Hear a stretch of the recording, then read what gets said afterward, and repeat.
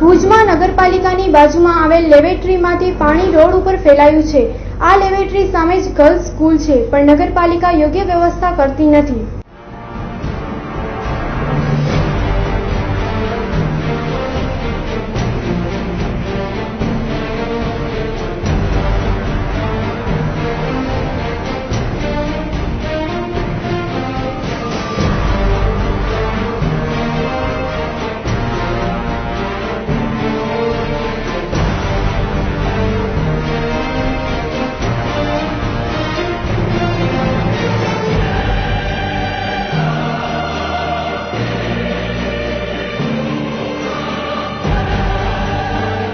ભુજ નગરપાલિકાની 50 મીટર દૂર લેબોરેટરી આવેલ છે, જેમાં ભયંકર દુર્ગંધ આવે છે, પણ નગરપાલિકાના કર્મચારીઓ પદાધિકારીઓના નાક સુધી આ દુર્ગંધ પહોંચતી નથી અને ઉભરાતી ગટરના પાણી દેખાતા નથી। ટાઈમ્સ ઓફ ટીમ અત્યારે નગરપાલિકા પાસે આવે છે। લોકોની ફરિયાદ હતી કે સામેની સાઈડમાં સ્કૂલ આવેલી છે, ગટરનું પાણી રોડ ઉપર નીકળતું હોય તો કેટલી શરમજનક વાત કહેવાય। એક બાજુ ભુજમાં રોગચાળો ફાટી નીકળ્યો છે, કમળાના કેટલા બધા કેસો થઈ ગયા છે, અને બીજી બાજુ સ્કૂલની સામે નગરપાલિકાની બાજુમાં મૂતળીનું પાણી રોડ ઉપર તળાવની જેમ ભરેલું છે અને કોઈને દેખાતું નથી, તો કેટલી શરમજનક વાત કહેવાય। જેટલી પણ સ્કૂલ રિક્ષાઓ છે બધી ત્યાંથી વટાતી હોય છે અને જેટલા છોકરાઓ છે એ આ બાથરૂમના ગટરના પાણીમાંથી જાય છે, તો તાત્કાલિક અસરથી આ ગટરનું પાણી બંધ થવું જોઈએ એવી લોક માંગણી છે।